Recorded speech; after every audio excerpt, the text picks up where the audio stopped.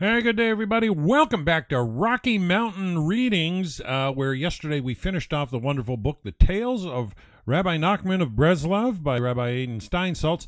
And today we're going to start another new book by Rabbi Aiden Steinsaltz, The 13 Petalled Rose, a discourse on the essence of Jewish existence and belief.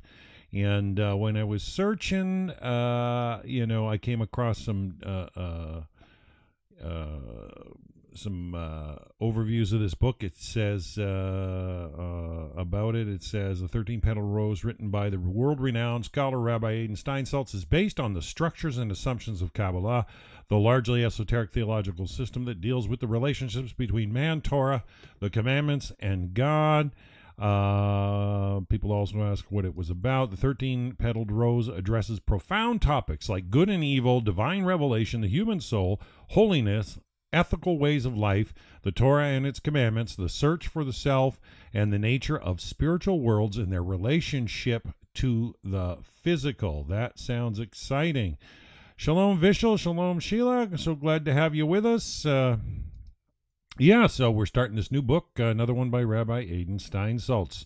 I'm enjoying the way he writes. It's more modern, a little a deviation from some of the traditional ones we read, but he's definitely a Torah giant.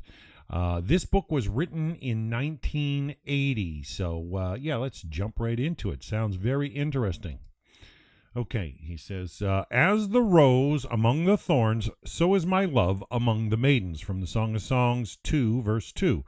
What is the rose? The Knesset Israel, the community of Israel. For there is a rose above and a rose below. Just as the rose which is among the thorns has red and white, so does the Knesset Israel have justice and mercy. Just as the rose has 13 petals, so does Knesset Israel have 13 measures of compassion encompassing it on all its sides. 5 strong petals surround the rose, and these 5, called salvations, are 5 gates, concerning which secret it is written, I will lift up the cup of salvation, from Psalm 116:13. Those are the opening lines from the Zohar. Okay, preface. I wrote this book many years ago to provide answers to 10 important questions that are the theoretical and spiritual basis for Jewish life. Writing this book was an extraordinary experience for me. It was written or dictated in a lonely room with no understanding or imagining of who the readers would be, like you and me. At first, I did not know if there would be any readers for this book. Parts of it seemed too complicated. Parts of it seemed very, very distant from anyone's way of thinking. Over the years, somehow, the 13 Petalled Rose has had a powerful impact on a great number of people. I came to understand the book's effects during those small encounters that an author has with his readers. In some cases, the impact was so compelling that it was surely beyond my wildest expectations. At least for some individuals, the encounter with this book was a beginning of a change in their lives. For some people, a drastic change of behavior. There is no real way to explain this except for perhaps 2 small points. First, the rose cannot be counted among the great number of books written about Kabbalah. In its humble way, and without using very technical terms, it is a small, insufficiently clear book of Kabbalah. The book's great advantage is that it is not an outsider's point of view. Rather, it is a glimpse of the inside, and it seems that looking into the inside of Jewish life, of Jewish thinking, had and has a great influence on people. Second, I wrote this book in a way that I, at least, think is true. To my mind, Kabbalah is the theology of the Jewish people. The rose is not so much about what others have to say about Kabbalah. The book describes what I think is the true picture of Kabbalah, in most of its forms otherwise so hidden. The Kabbalah is hidden not just by language, but by a very difficult style, by a myriad of almost incomprehensible formulas. This is an attempt not to vulgarize any of them, but to restate some of the principles of Kabbalah which seem to me to be true. In our time, when some distorted, commercialized, and cheap forms of Kabbalah have become fashionable, it has to be specifically mentioned that this book does not attempt to make Kabbalah especially popular. This This is a book that people have to encounter. It does not really reach out to everybody. The reader must make his own effort, and at least that effort is, for many people, a touch upon the print of truth, which is of extraordinary power. Although the 13 Petalled Rose was originally written in Hebrew, it was only many years after its publication in several other languages that it finally appeared in its original form. At that time, a number of well-meaning people wanted to perfect the original text. However, after some years, they decided to leave it as it was. 2 new chapters were added and endnotes to the Hebrew text were compiled. The interested reader is referred to the Hebrew edition for the endnotes. Shalom, Ashley G.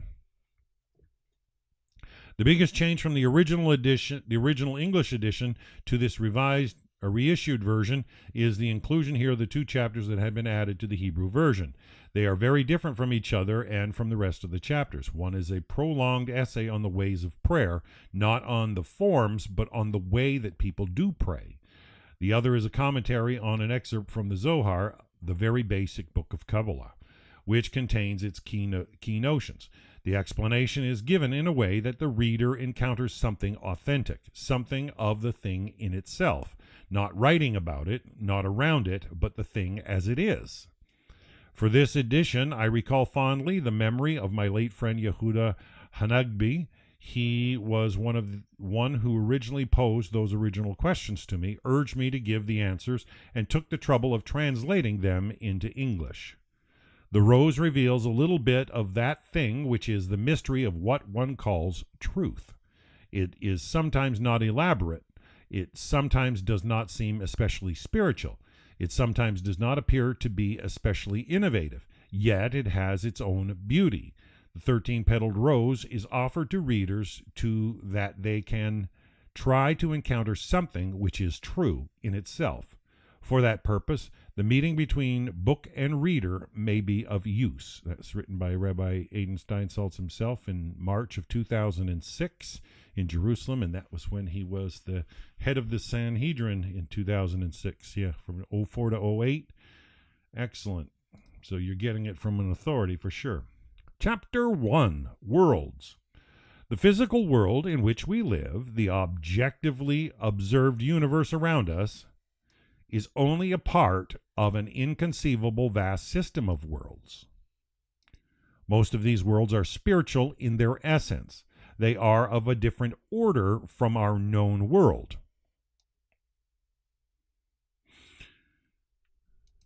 which does not necessarily mean that they exist somewhere else, but means rather that they exist in different dimensions of being.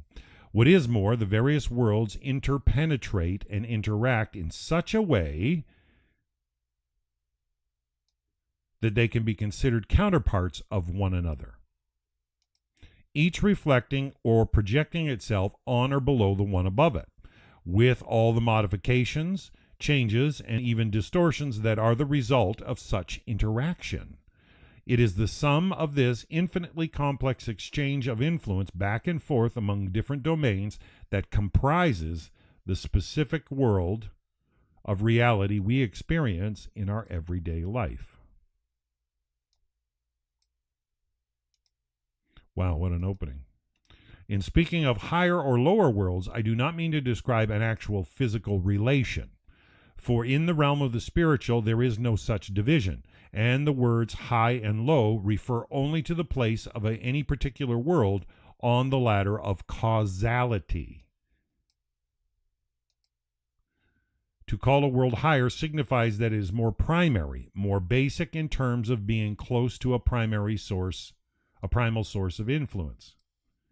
Got to get that, yeah. While a lower world would be a secondary world, in a sense, a copy. Yet the copy is not just an imitation, but rather a whole system, with a more or less independent life of its own variety of experience, characteristics, and properties. The world in which we ordinarily live, with all that it embraces, is called the world of action. And it includes the world of both our sensual and non-sensual apprehensions. But this world of action itself is not all of the same essence and the same quality. The lower part of the world of action is what is known as the world of physical nature.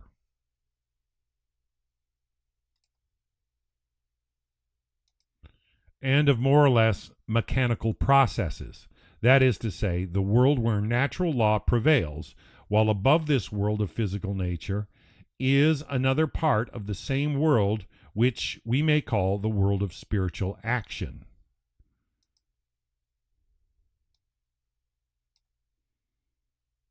Yeah, Rabbi Ingber really mentioned about this, I think, on Sunday's Working Together series. What is common to those two domains of the world of action is man. The human creature so situated between them that he partakes of both. As a part of the physical system of the universe, man is subordinate to the physical, chemical, and biological laws of nature, while from the standpoint of his consciousness, even when this consciousness is totally occupied with matters of the lower order, man belongs to the spiritual world, the world of ideas. Yes, that's my rabbi's been getting that through to me ever since I met him. Come on.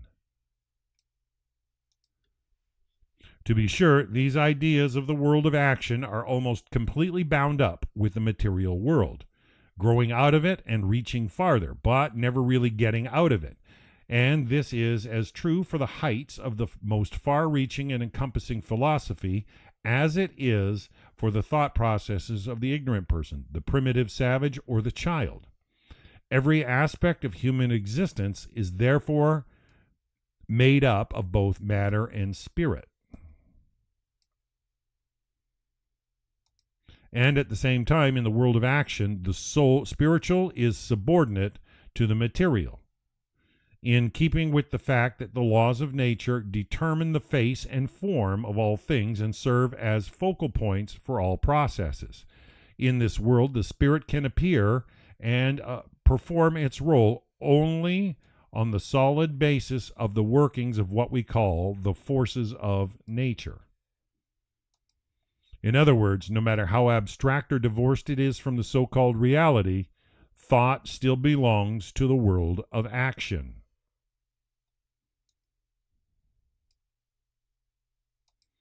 The world of action, however, is only one world in a general system of four fundamental dimensions of being. The four different worlds, each with its own cosmos of varying essences. These four worlds have been called, in order from the highest to the lowest, emanation, creation, formation, and action. Thus, the world directly above ours is the world of formation. To understand the difference, one must first understand certain factors common to all four worlds. These factors were traditionally known as world or year and soul.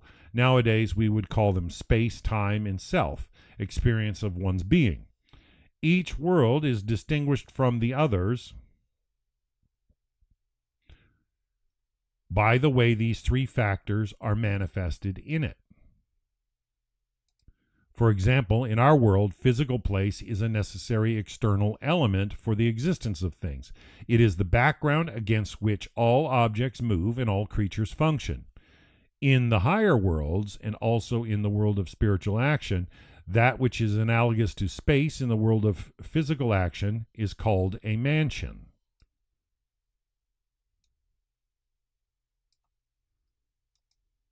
It is the framework within which various forms and beings converge and connect. Perhaps one may compare it to those self-contained systems known in mathematics as groups or fields, in each of which all the unit parts are related in a definite way to the other parts and to the whole. Such systems may be inhabited or full to capacity, or they may be relatively sparse or empty. Whatever the case, such a system of related existence constitutes a place in the abstract, a mansion in the higher worlds. Got it? Time also has a different significance in the other worlds. In our domain of experience, time is measured by the movement of physical objects in space. The year, as it is called abstractly, constitutes the very process of change. It is the passage from one thing to another, from form to form, and it also concludes within itself the concept of causality as that which keeps all transitions from form to form within the bounds of law. Indeed, upon ascending the order of worlds, this time system becomes increasingly abstract and less representative of anything that we know as time in the physical world. It becomes no more than the purest essence of change, or even the possibility of potential change. Finally, what we call soul in the physical dimension, the totality of living creatures functioning in the time and space dimensions of this world, although they are an essential part of this world, they are distinguished from the general background by their self-consciousness and knowledge of this world. Similarly, in the higher world, the souls are self-conscious essences acting within the framework of the mansion and the year of their world. Come on. My mouse is starting to get funky. The world of formation may be said to be, in its essence, a world of feeling. It is a world whose main substance or type of experience is emotion of one kind or another, and in which such emotions are the element that determine its pattern. The living beings in it are conscious manifestations of particular impulses. Impulses to perform one or another act or responding one way or another, or of the power to carry through an incentive, to realize, to fulfill the tendency of an inclination or an inspiration.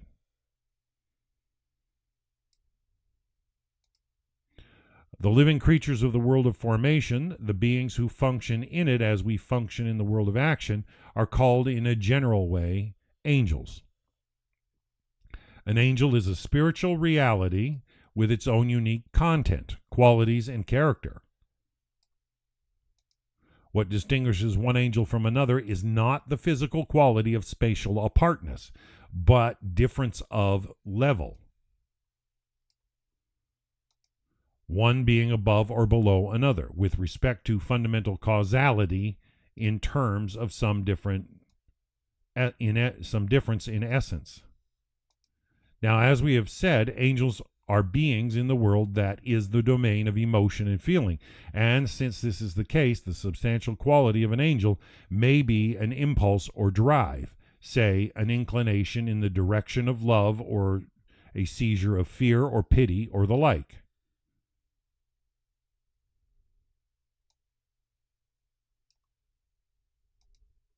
To express a larger totality of beings, something more comprehensive, we may refer to a camp of angels. In the general camp of love, for example, there are many subdivisions, virtually innumerable shades and gradations of the tender feeling.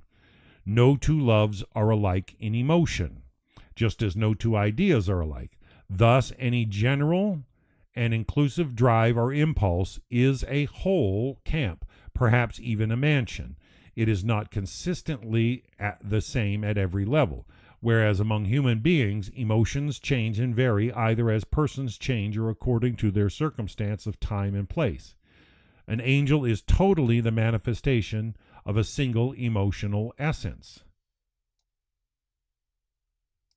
Come on. The essence of an angel, therefore, is defined by the limits of a particular emotion in terms of itself, just as personality and inwardness define the self of each person in our world. An angel, however, is not merely a fragment of existence doing nothing more than just manifesting an emotion. It is a whole integral being, conscious of itself and its surroundings, and able to act and create and to do things within the framework of the world of formation. The nature of the angel is to be, to a degree, as its name in Hebrew signifies, a messenger, to constitute a permanent contact between our world of action and the higher worlds. The angel is the one who affects transfers of the vital plenty between worlds. An angel's mission go in two directions. It may serve as an emissary of God downward to other angels and to worlds and creatures below the world of formation. And it may also serve as the one who carries things upward from below, from our world to the higher worlds. The real difference between man and angel is not the fact that man has a body, because the essential comparison is between the human soul and the angel. The soul of man is most complex and includes a whole world of different existential elements of all kinds, while the angel is a being of single essence and therefore, in a sense, dimensional. In addition, man, because of his many-sidedness, his capacity to contain contradictions, and his gift of an inner power of soul, that divine sparks that make him man, has the capacity to distinguish between one thing and another, especially between good and evil. It is this capacity which makes it possible for him to rise to great heights, and by the same token creates the possibility for his failure and backsliding. Oh, sorry folks, my left screen went out. Give me 1 second here.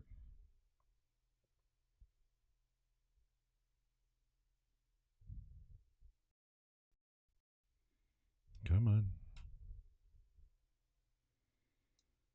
And that sometimes happens when I get an update sent from NVIDIA or something where it says, oh, an update's available. From the point of view of its essence, the angel is externally the same or eternally the same. It is static, an unchanging existence, whether temporary or eternal, fixed within the rigid limits of quality given at its very creation. Keep that point in mind.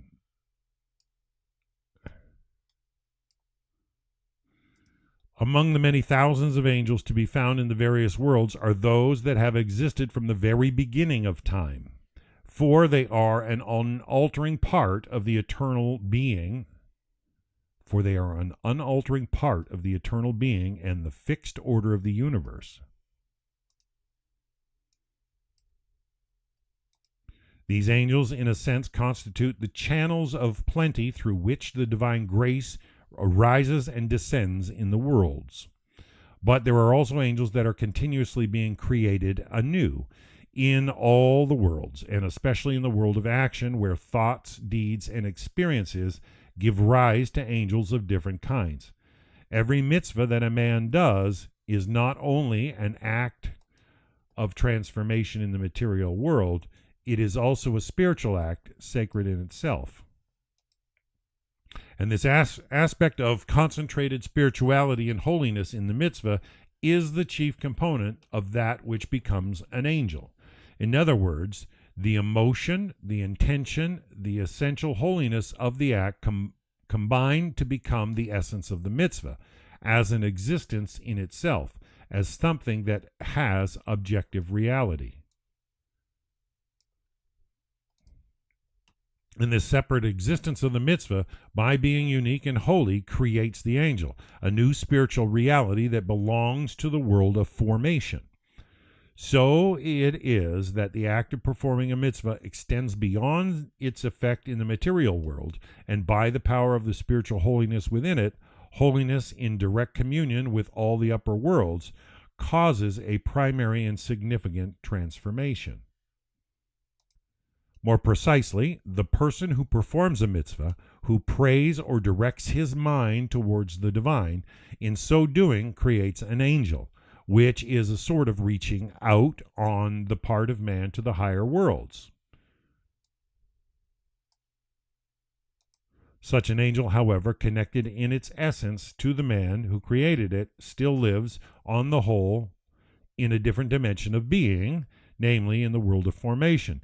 And it is in this world of formation that the mitzvah acquires substance.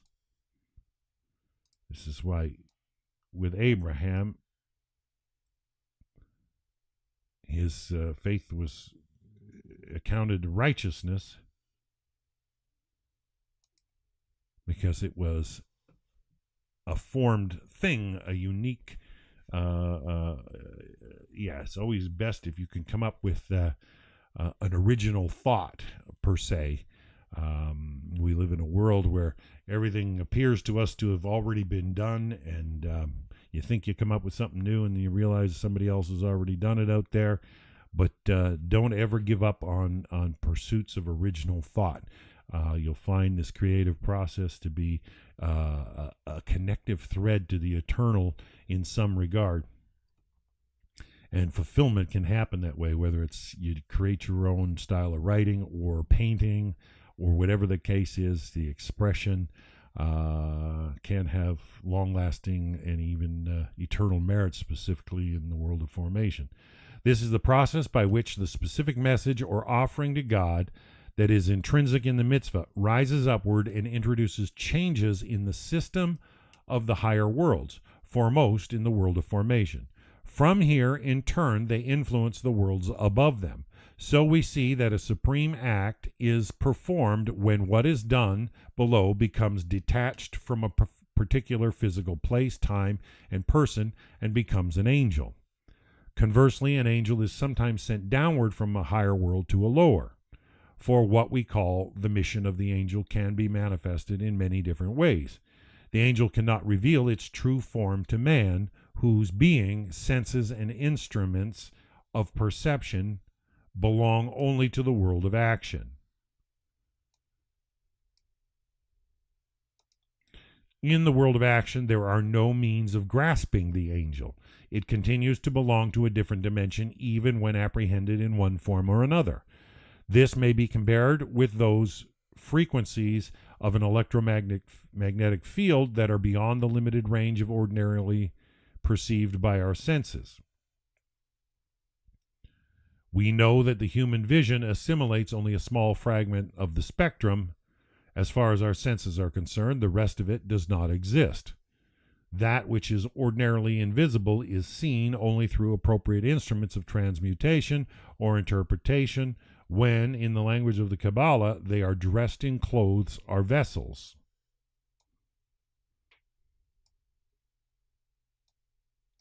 When they are dressed in clothes or vessels that make it possible for us to apprehend them. And you can think about this, new discoveries over the ages. People did not know, like if you go back a few hundred years ago, they didn't understand. They didn't even know electromagnetism existed as a field. They knew about magnets going back thousands of years, but they didn't comprehend what was the attraction. Yeah. As, for example, radio or television waves have to be transmitted through appropriate vessels to be revealed to our senses. In the same way, there are aspects of the reality of the spiritual world, which we are only vaguely conscious. Even animals can sometimes be sensitive, if to a limited degree, to the presence of such a spiritual essence. The ass of Balaam, for instance, who saw an angel, did not, of course, actually see an angel. Probably the animal had some obscure sensation of being confronted or threatened by something. Angels have been revealed to human beings in either of two ways. One is through the vision of the prophet, the seer, or the holy man, that is, an experience by a person on the highest level. The other is through an isolated act of apprehension by an ordinary person suddenly privileged to receive a revelation of things from higher levels.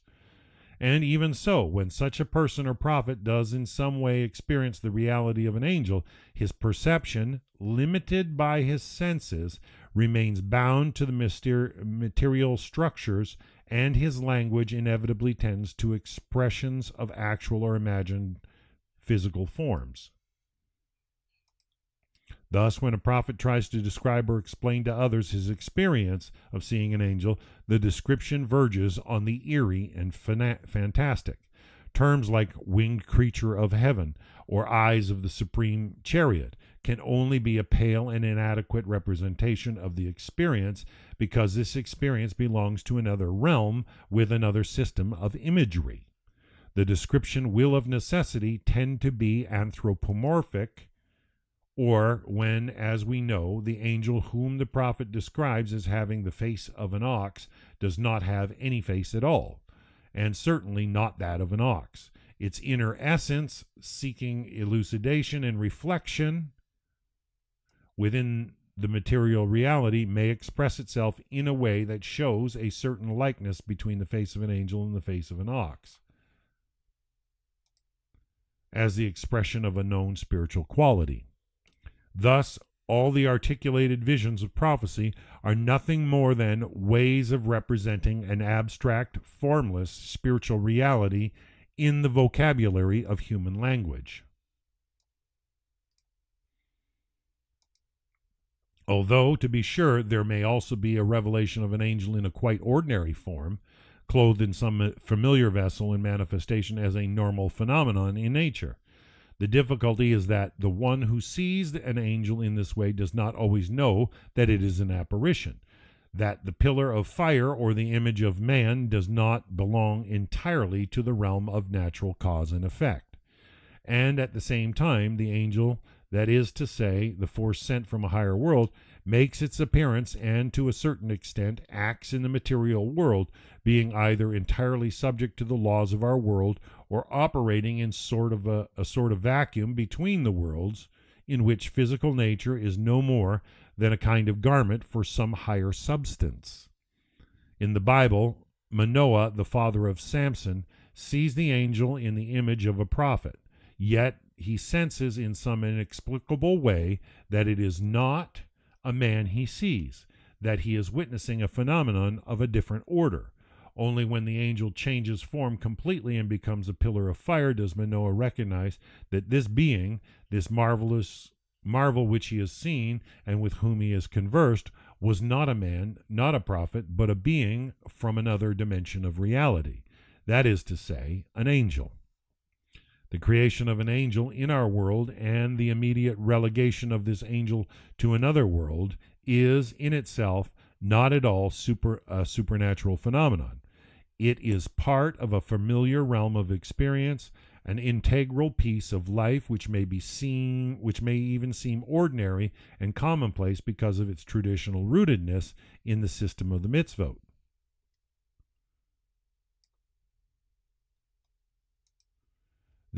Or of the order of sanctity. When we are in the act of creating the angel, we have no perception of the angel being created, and this act seems to be part of the whole structure of the practical material world in which we live. Similarly, the angel who is sent to us from another world does not always have significance or impact beyond the normal laws of physical nature. Indeed, it often happens that the angel precisely reveals itself in nature, in the ordinary common sense world of causality, and only a prophetic insight or divination can show when, to what extent, it is the work of a higher force. For man, by his very nature, is bound to the system of the higher worlds,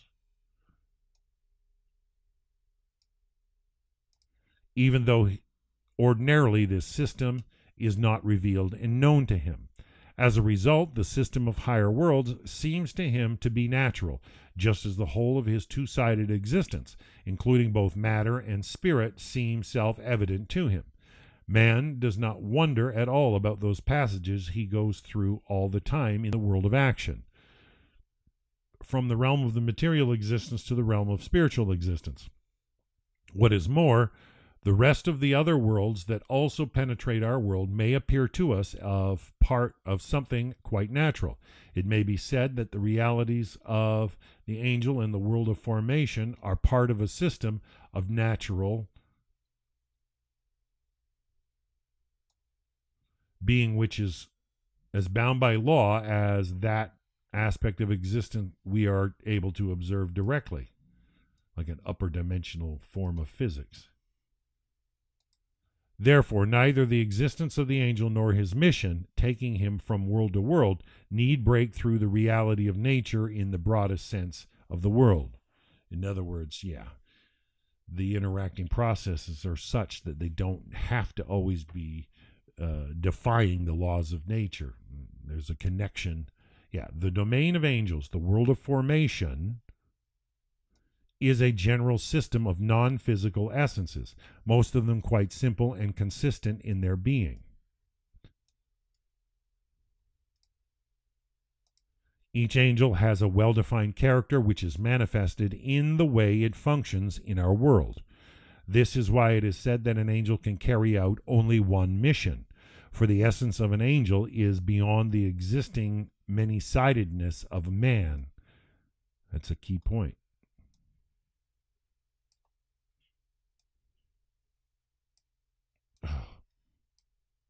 What the heck? The particular essence of an angel can be evinced in terms of different things in separate forms, but it remains a single thing in itself, like a simple force of nature, because even though the angel is a being that possesses divine consciousness, its specific essence and function are not altered by it, just as the physical forces in the world are specific and single in their mode of functioning and do not keep changing their essences. It follows then that just as there are holy angels built into and created by the sacred system, there are also destructive angels, called devils or demons, who are emanations of the connection of man with those aspects of reality which are the opposite of holiness. Here, too, the actions of man and his modes of existence, in all their forms, create angels, but angels of another sort, from another level and a different reality. These are hostile angels that may be part of a lower world or even of a higher, more spiritual world.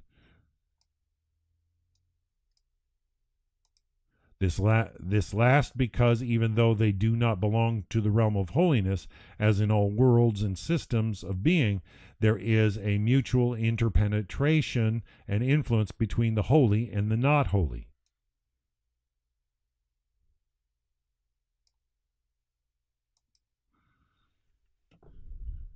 Mutual interpenetration and influence between the holy and the not holy. Immediately above the world of formation is the world called the world of creation, which, like the others, include many different realms, levels, and mansions. And just as the world of formation is comprised of a multitude of spiritual beings whose essence is pure feeling and emotion, the world of creation is pure mind. This mind quality of the world of creation is not merely intellectual essence, but rather expresses itself as the power and capacity to grasp things with a genuine inner understanding. In other words, the mind as creator as well as that which registers and absorbs knowledge. One of the other names for the world of creation is the world of the throne, taken from Ezekiel's vision of the divine throne of glory. On the whole, however, that aspect of the divine that is revealed to the prophets is the world directly above the world of creation, known as the world of emanation. This is the source from which God is made known to a few, while the world of creation is his seat or his throne, from which, as it is written, the earth is his footstool. Moreover, the divine throne or chariot is the means through which the divine plenty descends to the creatures and things of our world and makes contact with the many complex systems of the worlds, so that the world of creation is also the crossroads of existence. It is the focal point at which the plenty rising from the lower worlds and the plenty descending from the higher worlds meet and enter into some sort of reaction with each other. Hence, an understanding of the way of the chariot, that is, an understanding of the way the divine throne of glory operates, is the highest secret of esoteric doctrine. And beyond this secret a human being, even a man of vision or one who has revelation, can receive only uncertain impressions of such essences as are structurally beyond human comprehension. For the world of creation is a world which man has been able to reach only at the very highest point of his development, demonstrating in this way that part of his soul belongs to that special realm. So it is that for someone to comprehend the secret of the chariot means that he is standing at the very focal point of the intersection of different worlds.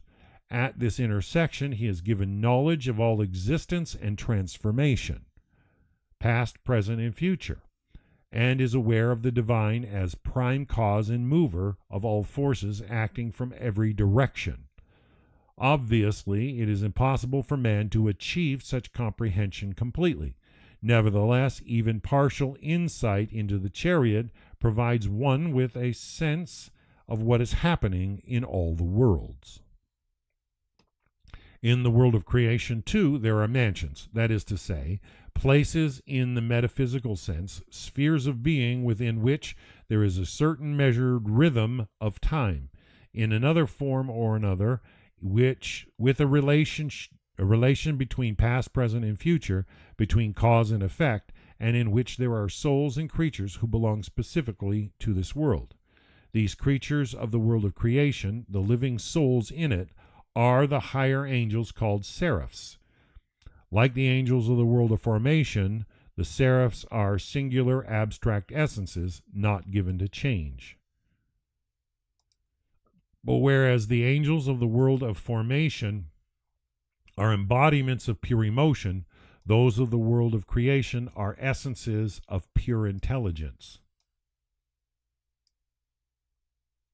The seraphs are angels who manifest the higher levels of mind. They also reflect the differences among various planes of consciousness and comprehension, in itself a particular aspect of mind. Finally, every such creature of the world of creation also serves as an angel messenger, receiving the plenty from the angelic beings and the souls of the world of formation, and raising them up to a higher level in the world of creation, and further, to endless heights. The ascendancy of the world of creation over the world of formation is not only a matter of the superiority of mind and consciousness over the emotions, it also lies in the fact that the world of creation itself is a higher world, in the sense that the various worlds are characterized as higher or lower in relation to the degree of their transparency to the divine light, which is their very light and substance.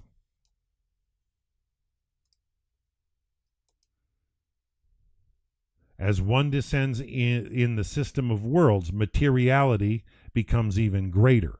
In other words, the beings of the lower worlds feel their independent existence with greater intensity than the being of the higher world. They are more aware of being separate individual selves. And this consciousness of their separate selfdom blocks the divine plenty and at the same time obscures the truly unchanging essence that lurks beneath the individual. Wow, what a statement. The individual personality. In short, the lower world, the more it is pervaded by a sense of the I, and consequently the more it is subject to the obscuring of the divine essence. It can be said, however, that all of the worlds, and indeed any separate realms of being, exist only by virtue of the fact that God makes himself hidden. It's the glory of Hashem to conceal a matter, and the glory of kings to search it out, is what Solomon said. For when the divine plenty is manifested in its complete fullness, there is no room for the existence of anything else. Yeah, so this is where humility plays its role. To be in connection with Hashem, you have to almost be humbled into non-existence. A world can exist only as a result of the concealment of its creator. It can only exist.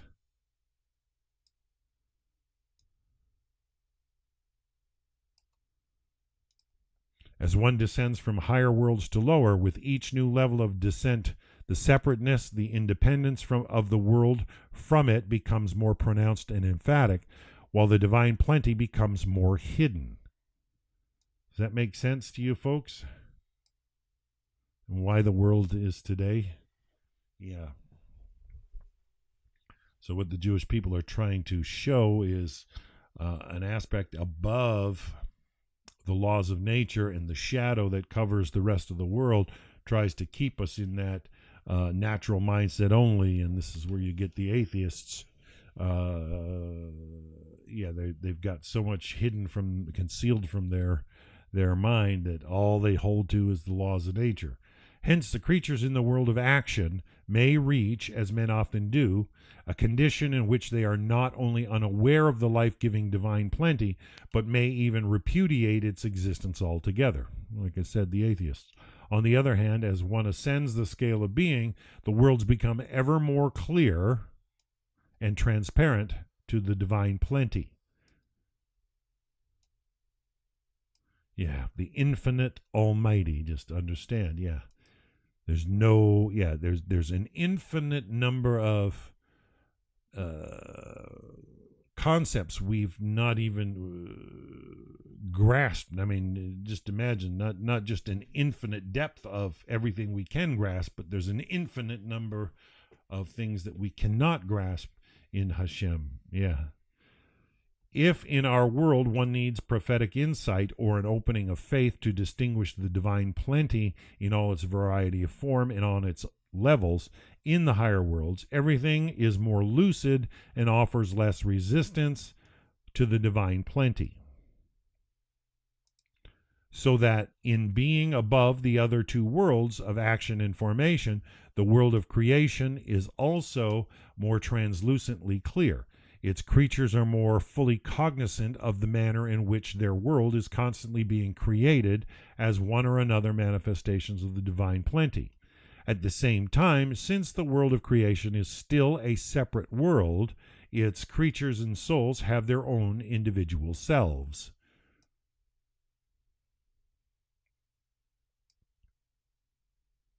Even up 3 levels.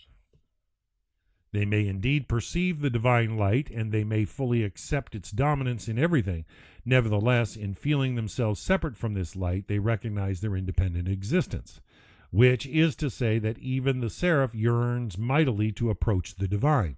For despite his being so far above anything man can grasp, and despite his being the embodiment of understanding and higher intelligence, he is aware that his is a reality still disconnected from the divine. Individuality exists even in the world of creation.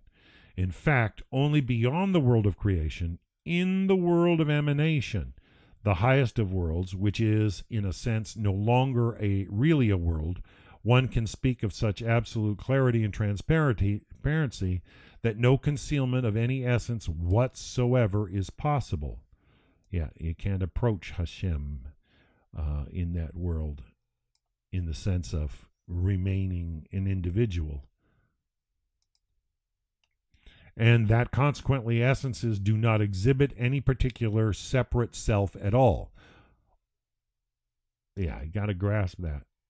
When you're trying to draw closer to Hashem, you got to peel off the layers of the I, me. Only in the world of emanation is there no hiding of the revealed divinity by every fence or screen that sets things apart. There's no more physicality at that level. This is why one may say that the world of emanations is no longer a world, but is itself the Godhead. The world of creation is, for all its excellences and purity, still an independent existence with its own personality. Let me back that up a second. The world of creation is, for all its excellences and purity, still an independent existence with its own personality. Its I as distinct from the divine being.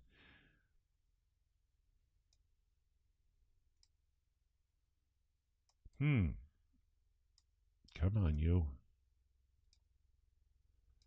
The difference between the world of emanation and the world of creation is thus greater than that between any other two levels. It is the edge of the whole system of independent existences, each one divided from the other by screens, and beyond it is the source of all being, where there are no such screens anymore.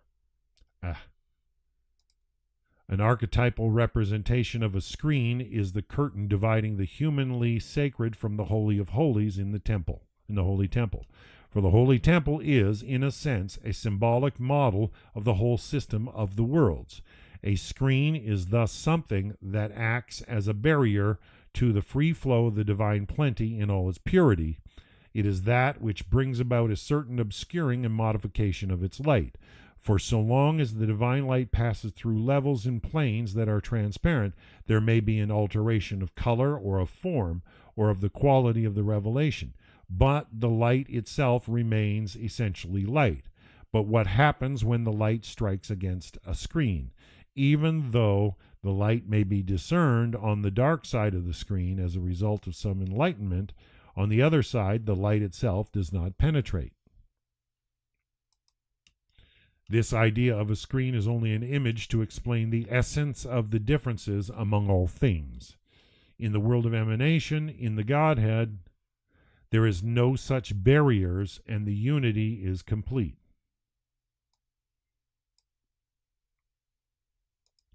In order for a world to exist separate from the Godhead, there has to be a contraction of the highest essence. This contraction of infinite wisdom, or withdrawal of divine plenty, is therefore the basis for the creation of the universe.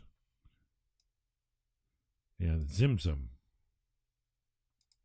And the screen, representing the hiddenness of the divine light, is the basis for making the worlds manifest as separate worlds. This is the central imagery of Genesis. In the beginning was concealment and withdrawal, darkness on the face of the deep. And out of this darkness, which follows from the existence of the screen, the mold of a world which will be the world itself can be imprinted. As for our world, the world of action, besides a physical world, it also contains a spiritual world. In fact, a rather large number of spiritual worlds. These worlds and their various mansions vary greatly.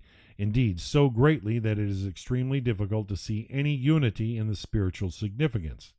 On the one hand, those domains of the spirit that issue from wisdom and creativity, such as philosophy, mathematics, art, poetry, and the like, which are morally or qualitatively neutral in the ideas of truth or beauty, are readily recognizable. On the other hand, there are domains of the spirit that have a certain Gnostic significance, with a different value system, and that thus lend themselves to either a positive or negative spirituality. For just as there is room for both physical and spiritual functioning of all kinds that raise the world and man to higher levels of holiness in the world of action, so there is also that which makes contact between the world of human beings and those worlds lower than ours. These worlds are called the realms of evil, the worlds of the Kalipa, the outer shell.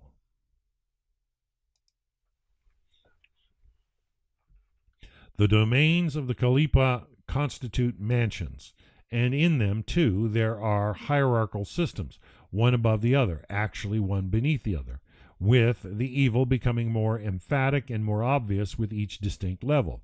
And, as may be surmised, there is a strong interrelation with the world of action. For although in itself the world of action is neutral, in terms of its Gnostic implication, it belongs to the world of evil, to one of the levels of the outer shell called Kalipa Noga. And that's the general state of things in this world. Kalipa Noga is like a divine spark encrusted with an outer shell.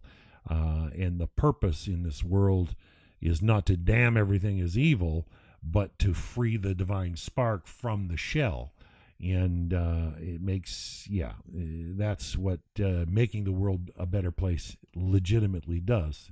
frees it from the shell of, or the husk of wickedness. This is a level of being containing all that is not in its essence directed either towards or against holiness. In other words, it's a neutral state. It's not good or it's not bad.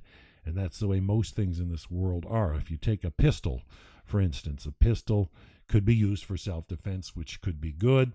It could be used for hunting, which is good, but it also can be used to kill.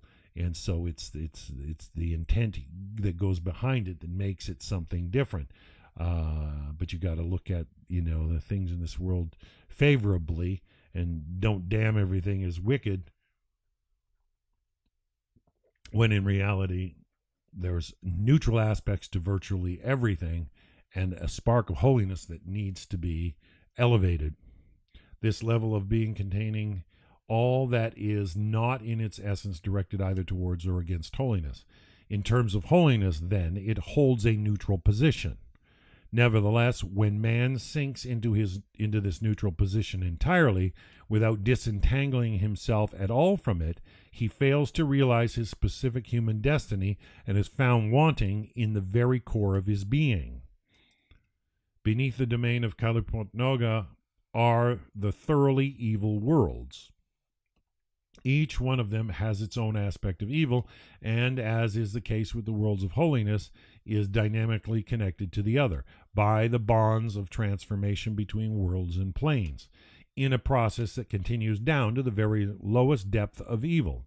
As in all the worlds, so in the realms of evil, manifestation takes three forms: worlds, year, and soul.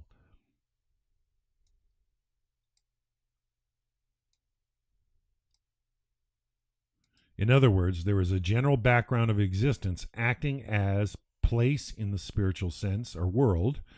There is an aspect connected with the relation to time and causality, year, and likewise they have a soul aspect, that is, spiritual creatures inhabiting the worlds of evil. Those beings inhabiting the worlds of evil are also called angels, but they are rather subversive angels, angels of destruction. And like the angels of the higher worlds, they are also spiritual beings and are limited each to a well-defined essence and each to its own purpose. Just as there is the domain of holiness, the quality or angel of love in holiness, of awe in holiness, and the like, so there are contrasting emanations and impulses in the domain of evil, angels of destruction expressing love in wickedness, fear in corruption, and the like.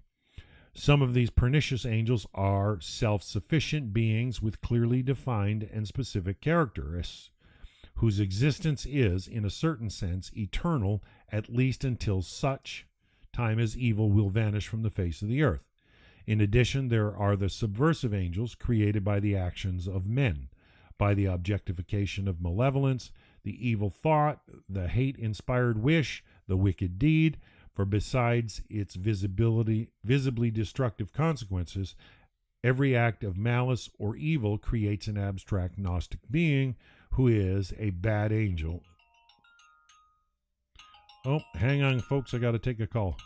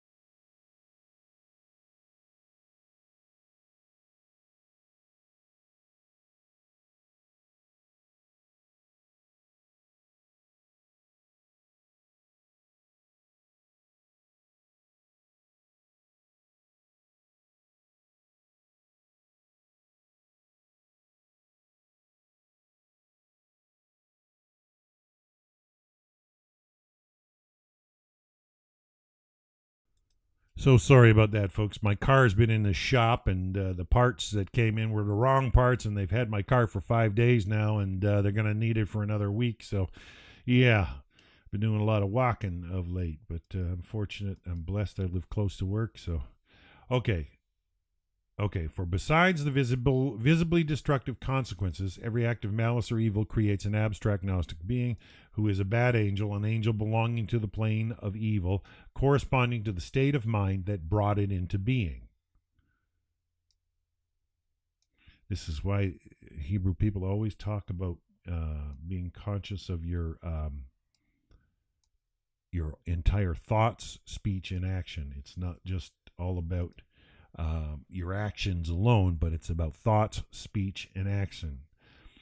Yeah, in their inner essence, however, the creatures of the realms of evil are not independent entities living by their own forces. This is where you get a lot of misunderstanding if you've come out of Christianity. Yeah, they ascribe will to Satan and his legions. They missed the whole point, and their existence is contingent on our world. That is to say, they receive their vital power from our world, their source, which they can do no more than copy in various ways on progressively lower planes. It's their vitality, and this is the way they function in order to survive. Just like we eat, people get food so they can eat. These, if you want to call them demonic forces, they have to connect to the vitality for some degree, or connect to this world to have some sort of vitality. Yeah, just as it is true for the higher worlds that it is man and only man who is able to choose and perform good, so it is only man who can do evil. It's a very, very, very big point. Whatever man does, in turn, creates and gives forth an abundance of life. His whole spiritual being is involved in each act, and the angel formed thereby accompanies him as his handiwork, as a part of the existence encircling him. Like the angels of holiness, the angels of destruction are, to a degree, channels to transfer plenty that, as it is transmuted from our world, descends to the stairs of corruption, level after level, to the lowest depths of the worlds of abomination.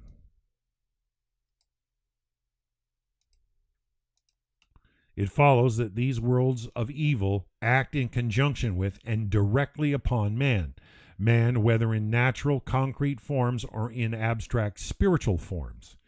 The subversive angels are thus also tempters and the inciters to evil, because they bring the knowledge of evil from their world to our world. And at the same time, the more evil a human being does, the more life force do these angels draw from him for their world. On the other hand, these same subversive angels also serve as an instrument for punishing the sinner. This is yeah, like I was saying before, they listen into the court system of heaven, and they're used as instruments for punishing the sinner. In other words, they put it into action, the rulings that go on in the court system in the world above. Yeah, for the sinner is punished by the inevitable consequences of his deeds, just as the Zadok or saint receives his reward in the consequences of his benevolent deeds. In short, the sinner is punished by the closing of the circle, by being brought into contact with the domain of evil he creates. The subversive angels are revealed in a variety of forms, in both material and spiritual ways, and in their revelation they punish man for his sins in this world of ours, making him suffer torment and pain, defeat, and anguish, physically as well as spiritually. The subversive angels act in one sense as manifestations and messengers of evil, and yet in another sense they constitute a necessary part of the totality of existence. This is a big statement to understand. In another sense, they constitute a necessary part of the totality of existence. For although, like the worlds of evil in general, the subversive angels are not ideal beings, they nevertheless have a role in the world, enabling it to function as it does.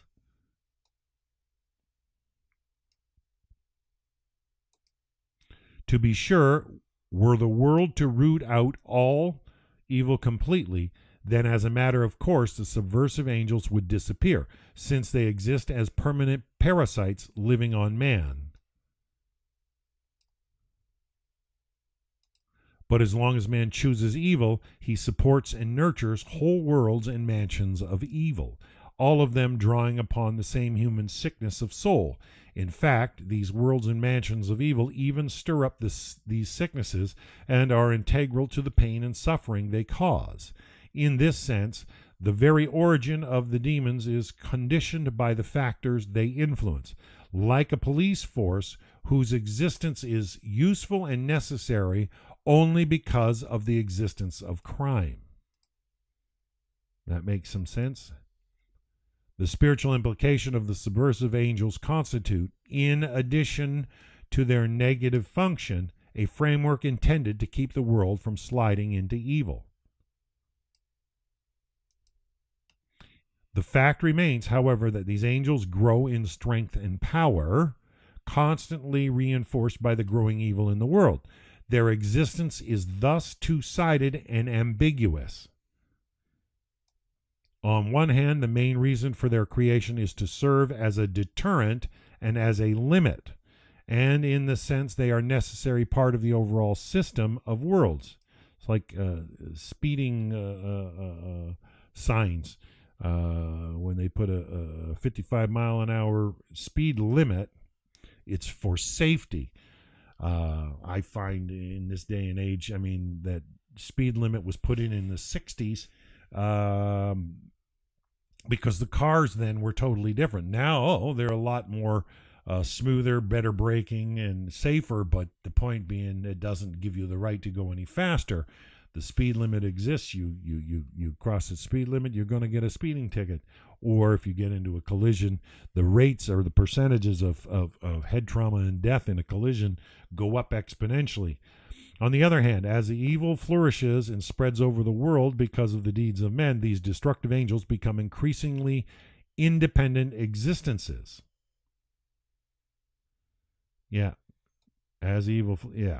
Become independent existences, making up a whole realm that feeds on and fattens on evil. Crazy. Whereupon the very reason for this realm is forgotten, and it appears to have become evil for its own sake. That's what happens in war, and this is why when the Mashiach comes, people will beat their swords into plowshares and spears into pruning hooks and learn war no more. It's a byproduct of that whole system and in itself. At which point, in the paradox, the vastness and magnificent scope of the purpose and meaning of man become evident. What a statement. We see that man can liberate himself from the accumulating temptation of evil, by which act he compels the worlds of evil to shrink to their original mold. What is more, he is able to change these worlds completely so that they can be included in the system of the worlds of the holy, which occurs when that part of them which had become corrupt disappears completely, and that part of them which had served as a support and a deterrent assumes an entirely different character. If you're not speeding, you're not going to get a ticket. Nevertheless, so long as the world remains as it is, the subversive angels continue to exist within the very substance of the world of action, and even in domains above it, finding a place for themselves wherever there is any inclination toward the evil. But this happens because they themselves instigate and evoke the production of evil. They thus receive their life and power as a result of something they have aroused. And then finally, by their very existence, they constitute a punishment for the things they have helped to bring about. The worlds and the mansions of evil belong, in this sense, to the general framework of the world of action. And one of their most extreme aspects is that mansion called hell in all its forms. For when a soul of man leaves the body and can relate directly to spiritual essences, thus becoming altogether spiritual, with no more than fragmented memories of having been connected with the body, then in the course of things, all that this soul had done in life casts it into its right form on the level appropriate to it in the life after death. And therefore the soul of the sinner descends and is symbolically expressed to hell. In other words, the soul now finds itself wholly within the world domain of these subversive angels, whom it, as a sinner, created, and there is no refuge from them. For these creatures encompass the soul completely and keep punishing it with full exacting punishment for having produced them, for having caused the existence of those same angels. And as long as the just measure of anguish is not exhausted, this soul remains in hell. What a statement. As long as the just measure of anguish is not exhausted, this soul remains in hell, which is to say the soul is punished not by something extraneous, but by that manifestation of evil itself created according to its level and according to its essence.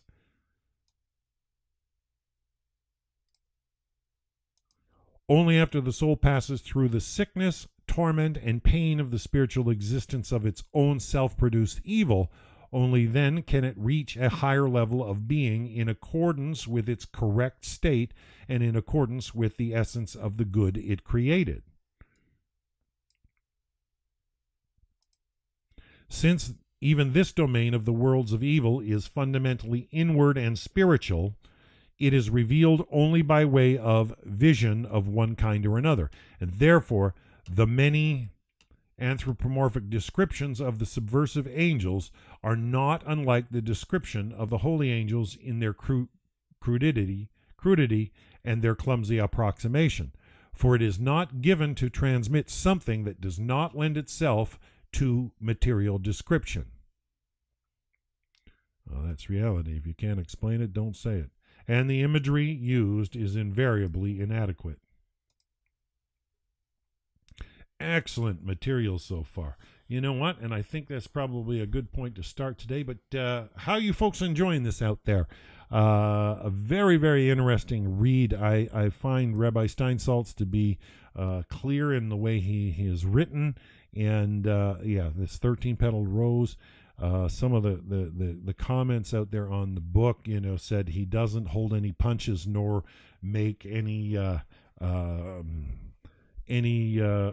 apologies or explanations for Judaism. He just lays it out there to let the reader see it for what it is. And I think that chapter really showed us, boom, the way the worlds function in a very concise passage or paragraph or chapter for sure.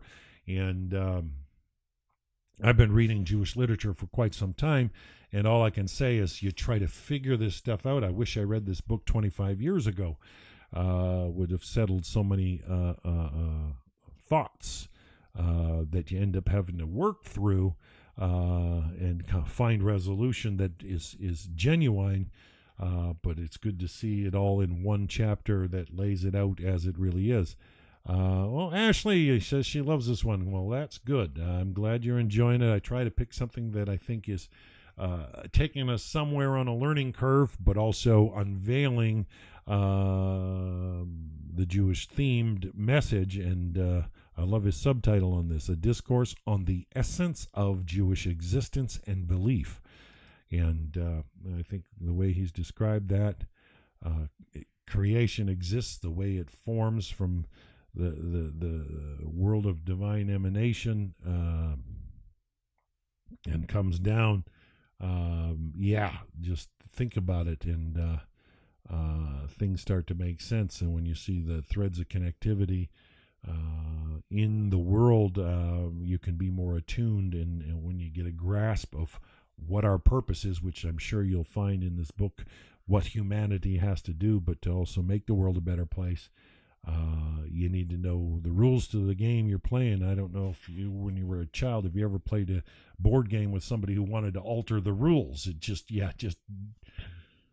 didn't work, because games are usually designed to function a certain way, and we as humans are designed for certain pattern recognition. And so I'm babbling now on this note. We'll come back tomorrow for chapter 2 on divine manifestation, and I think we'll get some clarity from this wonderful author. So till tomorrow, I wish you all a wonderful, wonderful day. And I'm glad you enjoy it, Mom. Sheila's my mother, if you guys hadn't caught that by now.